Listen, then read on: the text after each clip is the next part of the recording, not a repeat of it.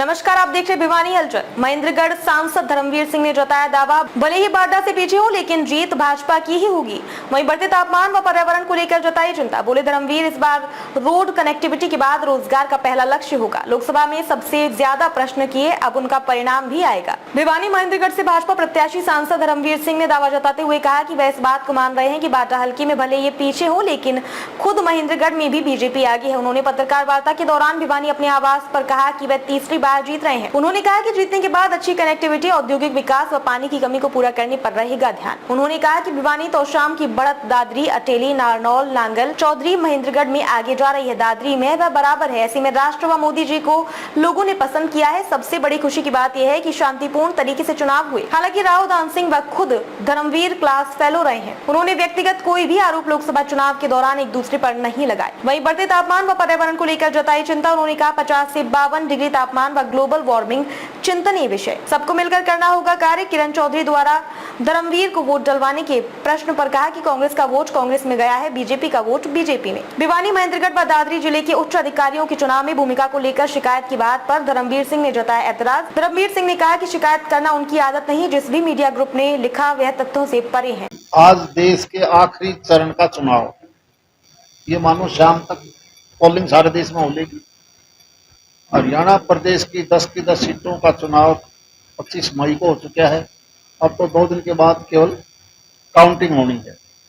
सबसे पहले तो आपके माध्यम से सारे प्रदेशवासियों को इस बात की बधाई कि मैं देखता हूं कि पहली बार कहीं कोई शिकायत नहीं आई, किसी ने किसी का वोट दिया हो। इस बार के चुनाव में हर वोटर इंडिपेंडेंट था, अपना वोट डाला और अपने घर चले गए। शांतिपूर्ण माहौल में जो ये एक अच्छा ट्रेंड शुरू हुआ है देश में, प्रदेश में, मैं इसके लिए सारे प्रदेशवासियों का धन्यवाद करता हूं। अब क्योंकि ये तो प्रक्रिया चुनाव की, चाहे वो लोकसभा हो, विधानसभा हो, दूसरे तीसरे छोटे लोकल बॉडीज के चुनाव हो या पंचायती राज संस्थाओं के चुनाव हो, ये तो हर 5 साल के बाद होना है। इसलिए हम सब ने मिलकर, अब क्योंकि चुनाव खत्म हो चुके हैं, हमने अपने प्रदेश को, अपने इलाके को फिर सुचारू रूप से हम अपने जीवन कैसे जिए, वो समस्याएं हमारे सामने ना खड़ी हों। उदाहरण के तौर पर बिजली है। इस बार जो टेम्परेचर भयानक बढ़ा है, 52-50 डिग्री सेल्सियस तक टेम्परेचर बढ़ने के कारण आप देखते हो कि बिजली का 1.5 गुना ज्यादा डिमांड आ गई और उसके कारण ओवरलोड बड़े बड़े ट्रांसफार्मर वो कहीं ना कहीं आग लगनी शुरू होगी। इसलिए आपके माध्यम से मेरी प्रार्थना कि सभी साथियों को समझाओ, अगर मुझे एक पंखे की जरूरत है चलाऊं, घर में 4 एसी हैं तो हम 1 एसी चलाएं, कम से कम चलाएं, वरना ये टेम्परेचर जो बढ़ा हुआ है ये हमारे लिए बहुत दुखदायी होगा। बिजली का उत्पादन अचानक आप 2 गुना नहीं कर सकते, कहीं फिर उसी का नेगेटिव मैसेज आता है, नेगेटिव असर पड़ता है गरीब पर। कोई गांव में रहता है, कोई शहर में रहता है, पानी की सप्लाई भी बिजली से होती है। यानी हम हर आदमी को समझाएं कि कम से कम बिजली को खर्च करें ताकि ऐसी बीमारी ना पड़े। इसीलिए ओवरलोड होकर शॉर्ट हो जाते हैं, केबल जल जाती हैं। रही पानी की भी यही बात, पानी क्योंकि ऊपर कम होता जा रहा है।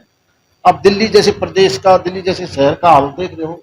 हमने कम से कम पानी को यूज करें, चाहे वो इंसान हो, पशु हो, खेत का हो, ताकि ये जो अचानक ग्लोबल वार्मिंग की वजह से गड़बड़ाई है, हमारी कोशिश है अधिकारियों को, स्टेट लेवल पर जो अधिकारी बैठे हैं, एसीएस बिजली हो, एसीएस इरिगेशन हो या एचओडी हो, उनके पब्लिक हेल्थ हो, इरिगेशन हो, बिजली बोर्ड हो, कि जो रोजमर्रा की चीज है उनको हम फटाफट करें। लेकिन इसमें हमने हर आदमी का सहयोग चाहिए। जहां तक डेवलपमेंट की बात है, अब हम उस कामों को सुचारू रूप से तेजी से करना चाहते हैं, चाहे वो रेलवे का मामला हो, रोड्स का मामला हो, पानी का मामला हो, हेल्थ का हो, एजुकेशन का हो। क्योंकि ये ठहरा हो भी जो चुनाव में आचार संहिता की वजह से लग जाता है, ये भी कहीं ना कहीं रुकावट होती है। सरकारें बनती रहती हैं, बिगड़ती रहती हैं, लेकिन जीवन ठीक चले, प्रदेश ठीक चले, देश ठीक चले, ये हमारा मुख्य लक्ष्य होना चाहिए। जहां तक चुनाव का मामला है, मेरी अपनी सोच ये है कि नरेंद्र मोदी जी जिस प्रकार की बातें आ रही हैं, हम सीट बढ़ाएंगे कितनी, देश में 543 लोकसभा की सीट है, देश बहुत बड़ा है, 142 करोड़ की जनसंख्या, 80 करोड़ से ज्यादा वोटर है। रुझान यही बता रहे हैं कि बहुत अच्छे मार्जिन से तीसरी बार प्रधानमंत्री जी बन रहे हैं। मैं हरियाणा में भी ज्यादातर सीटों का, क्योंकि मैं भिवानी से बाहर तो नहीं गया हूं, लेकिन रुझान यही आ रहे हैं कि हम ज्यादातर सीटें जीत रहे हैं। हो सकता है 2-3 पर मुकाबला हो। इस लोकसभा क्षेत्र में भी मेरी अपनी सोच ये है कि यहाँ 3 डिस्ट्रिक्ट हैं, भिवानी, दादरी और महेंद्रगढ़। भिवानी और महेंद्रगढ़ में हमारी अच्छी खासी जीत है। दादरी एक छोटा जिला है जिसमें 2 सीटें, 7 सीटें अलग हैं। उन 2 सीटों में से एक सीट में मैं कहीं ना कहीं अपने आप को थोड़ा सा कमजोर मानता हूं। चुनाव ठीक ठाक से जीतूंगा, ये मेरी ही अपनी सोच है। बहुत तो वैसे तो मतदाता न वोट डाला है, ओपिनियन पोल कोई कुछ कहता रहे, अंदाजा कोई कुछ लगाता रहे, लेकिन मुझे लगता है कि मैं ये जीत ठीक ठाक रही। हाँ, एक चीज का मुझे जरूर थोड़ा सा एक गिला शिकवा है। मैं आज ही एक अखबार को पढ़ रहा था, एक ऐसी प्लांटेड न्यूज लगने लगी जो मैं मानता हूं प्रदेश देश हित में ठीक नहीं। उसमें मेरा नाम लेके लिखा है एक ने, चंडीगढ़ से कोई खबर आई कि हमने किसी अधिकारियों की शिकायत की है, किसी जिले की डिप्टी कमिश्नर के बारे में शिकायत की है। मेरी ये आदत नहीं है। मैं पहली बार चुनाव में देखे हैं कि मेरे 3 डिस्ट्रिक्ट हैं, भिवानी, दादरी और महेंद्रगढ़, तीनों के सिविल प्रशासनिक अधिकारी, चाहे IAS हैं, HCS हैं, बिल्कुल ईमानदारी से काम किया है, बिल्कुल ईमानदारी से। मैं उनको बल्कि प्रोत्साहन देने की बात करता हूं कि इस प्रकार का प्रबंध जो इस बार करा उन्होंने, इससे प्रबंध अच्छा मैंने कभी नहीं देखा। फिर भी किसी एक अखबार ने ये कह देना कि मैंने फलां DC की शिकायत करी है, मुझे बड़ी शर्म आई कि इस प्रकार की बातें नहीं करनी चाहिए। जो भी अखबार है, उस अखबार के मालिकों ने उस ऐसे आदमी से छुटकारा पा लेना चाहिए। नहीं भाई, इस प्रकार क्यों करते हो? जब मैंने न ऐसी सोच रखी, मैं तो बल्कि कहता हूं ऐसे आदमियों को, ऐसे अधिकारियों को हमने स्वागत करना चाहिए जिनका अच्छा व्यवहार है। सबका अच्छा रहा है। आप महेंद्रगढ़ जिला में जाके देखोगे, डिप्टी कमिश्नर हो, वहां के HCS के SDM वगैरह हो या कोई और पोस्ट हो, 6 पोजीशन दादरी में, वहां की डिप्टी कमिश्नर से बढ़िया अधिकारी मैंने आज तक नहीं देखा दादरी में। मेरे बारे में लिख दिया कि धर्मवीर ने कहा, उसकी शिकायत कर दी। इस प्रकार की चीजें यही मैंने भिवानी में देखा है। सभी अधिकारियों ने ईमानदारी से इलेक्शन कमीशन के हिसाब से काम किया है। ये न्यूज जो इस प्रकार की प्लांटेड लगाते हैं, भगवान को सद्बुद्धि दे, ऐसा नहीं करना चाहिए। बल्कि मैं कहता हूं उससे साख गिरती है। तड़के तड़के जब अखबार पढ़े आदमी, तो हम ये सोच के पढ़ते हैं भाई अखबार में कोई अच्छी चीज आए, और जब हम ये देखते हैं कि इस प्रकार की भी लिख सकते हो, तो एक अपने आप में घृणा सी होती है। यार अखबार कहां से चले थे, कहां चले गए भाई हम। प्लांटेड न्यूज जो इस प्रकार के लगाता है, मैं कहता हूं वो किसी के लिए भी ठीक नहीं।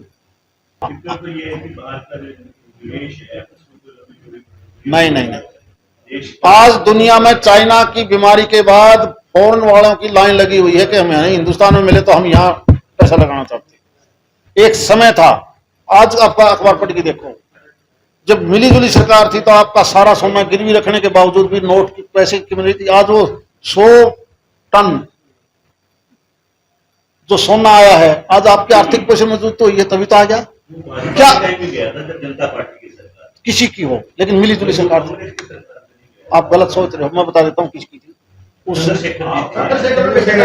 अरे रुको यार, भाजपा जब बनी नहीं थी, नंबर 2 सुन तो लो यार, और कांग्रेस सपोर्टेड सरकार थी। याद करो, कांग्रेस सपोर्टेड सरकार थी। गलत आंकड़े मत पेश करो, कांग्रेस सपोर्टेड सरकार थी। इतना तो तुम भी याद रख लो यार। लोगों ने आपके बारे में अच्छे लोगों ने कहा कि प्रधानमंत्री जी मंगलसूत्र की बातें करते हैं, पैर चोरी की बातें करते हैं, छुट्टी की बातें करते हैं, लेकिन जो MP जो चुनाव लड़ने वाले हैं वो मोदी जी की बात कर रहे हैं, मोदी जी मुजरे की बात कर रहे हैं, मंगलसूत्र की बात कर रहे हैं, किसको ऊपर बोलते हैं? क्या को लेकर के भाषा को बड़ा उत्तर है भाई। देखो ऐसा है, देश का प्रधानमंत्री देश की बात करेगा, लोकल मुद्दे लोकल MLA कर लेंगे।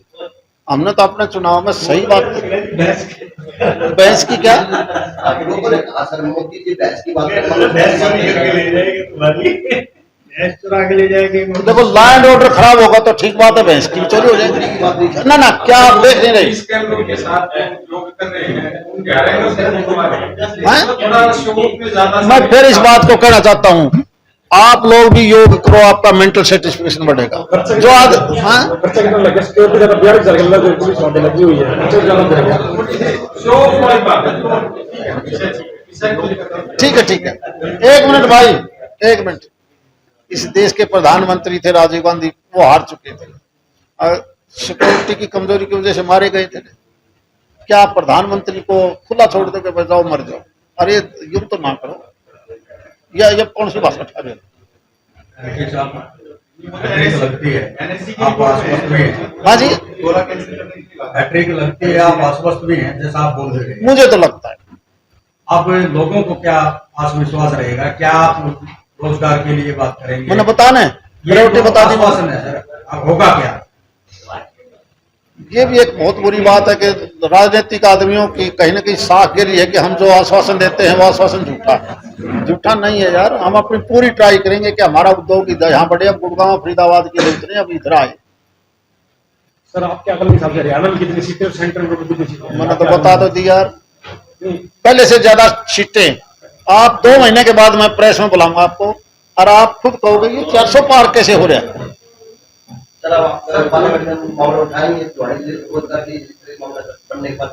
सबसे ज्यादा प्रश्न मेरे हैं लोकसभा के 10 की 10 सीटें, और मैं बेहिचक अपनी बात कहता हूं, चाहे वो सामाजिक बात है चाहे वो राजनीतिक है। मुझे कोई किसान की बात भी अगर करी है तो सबसे ज्यादा मेरी पावर। इस बार प्रश्नों के हल उत्तर मिल पाएंगे?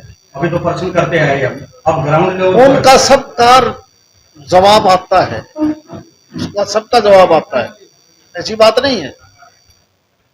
पार्लियामेंट में बोल जाऊं, मैंने 3-4 सुझाव दिए थे कि इस चावल को और गेहूं को छोड़िए, पानी कम लगेगा, उसमें कहीं ना कहीं खाने की ताकत है, और जो जमीन खाली पड़ी उसको 10,000 रुपए प्रति एकड़ दे दो, और इनके रेट 5,000 रुपए कम से कम बाजरे का करो, 10,000 रुपए चने सरसों का करो।